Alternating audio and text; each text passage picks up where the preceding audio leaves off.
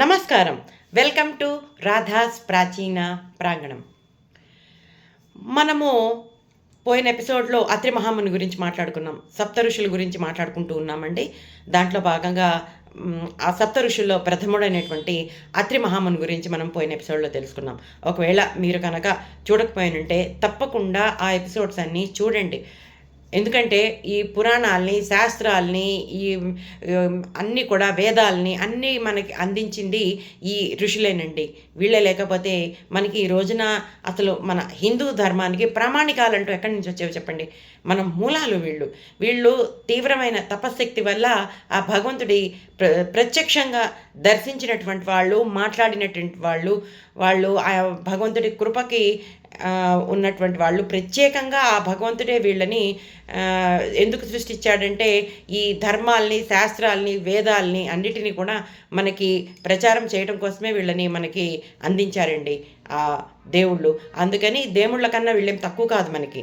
మనం తప్పకుండా మన మూలాలను ఎవరైతే మనకు అందించారో వాళ్ళ గురించి తెలుసుకోవాలి అనేటువంటి ఒక ముఖ్య ఉద్దేశంతో నేను ఈ ఋషి ప్రోక్తాన్ని తీసుకున్నానండి టాపిక్.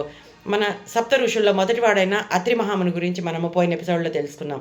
ఆ అత్రి మహాముని భార్య అయినటువంటి అనసూయాదేవి మహాపతివ్రత.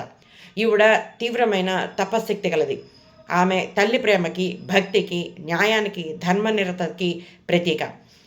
ఈమె పుట్టుకడ గురించి కొన్ని పురాణాల్లో చెప్పబడ్డాయండి. దేవహూతి మరియు కర్దముడి కూతురిగా చెప్పబడ్డాయి. అయితే పూజించి భక్తితో ఆయనని అనుసరించింది. ఈమె పాతివ్రత్యము ముల్లోకాలకి ఆదర్శంగా నిలిచింది. అలా ఈమె పాతివ్రత్యం గురించి మొత్తం ముల్లోకాల్లో మారుమోగుతున్న సమయంలో లక్ష్మీ, సరస్వతి, పార్వతి దేవులు ముగ్గురు కూడా తమ భర్తలైనటువంటి త్రిమూర్తుల దగ్గరికి వెళ్ళి ఆమె పాతివ్రత్యాన్ని నిరూపించమని అడుగుతారు. వాళ్ళు ఎందుకు అడుగుతారండి? యాక్చువల్లీ అనసూయాదేవి లక్ష్మీ, సరస్వతి, పార్వతి యొక్క అంశగా చెప్తారు. ఎందుకు అడుగుతారంటే ఆమె పాతివ్రత్యం గురించి మనందరికీ తెలియాలి, లోకానికి తెలియాలి అనే ఉద్దేశంతో తమ భర్తల్ని అడిగారు. అంతే తప్ప వాళ్ళకి ఏదో అనుమానం వచ్చి కాదు. అప్పుడు ఈ త్రిమూర్తులు ముగ్గురు కూడా బ్రాహ్మణుడి వేషాలు వేసుకుని అనసూయాదేవి ఆశ్రమానికి వెళ్తారు. వెళ్ళి, అమ్మ, మేము నీ దగ్గర భోజనం చేయాలి, కానీ నువ్వు మాకు నగ్నంగా వడ్డన చేయాలి అని చెప్పేసి అంటారు. అప్పుడు అనసూయాదేవి తన తపశ్శక్తితోటి ఈ త్రిమూర్తుల ముగ్గురిని కూడా పసిపాలల్ని చేసి వాళ్ళకి తన పాలని ఇస్తుందన్నమాట. ఎంతకీ ఈ త్రిమూర్తులు తిరిగి రాకపోవడంతో వీళ్ళు ఆశ్చర్యపోయి సరస్వతి, లక్ష్మి, పార్వతి వీళ్ళ ముగ్గురు కూడా చూస్తే వాళ్ళు చిన్నపిల్లల రూపంలో అనసూయాదేవి దగ్గర ఉయ్యాలలో ఊగుతూ ఆనందిస్తూ ఉంటారు. అప్పుడు ఈ దేవతల ముగ్గురు కూడా వచ్చి, అమ్మ, మా భర్తల్ని మాకు ఇచ్చేయని అడిగితే ఆవిడ యొక్క తపశక్తి వల్ల వాళ్ళ ముగ్గురిని మళ్ళీ దేవతలుగా మారుస్తుందండి. దేవుళ్ళనే మార్చగలిగే శక్తి ఉన్న పాతివ్రత్యం గల మహాపతివ్రత ఈవిడ గురించి వాళ్ళ మీతో చెప్పుకోవడం నాకు చాలా సంతోషంగా ఉంది.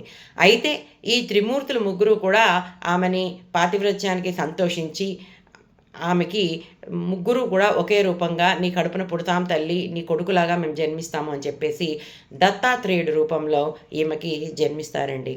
అది ఈనాటి మనం అనసూయాదేవి గారి గురించి తెలుసుకునేటువంటి చరిత్ర. నాకు చాలా సంతోషంగా ఉందండి అనసూయాదేవి గురించి మీ అందరి దగ్గర చెప్పడం. ధన్యవాదాలు.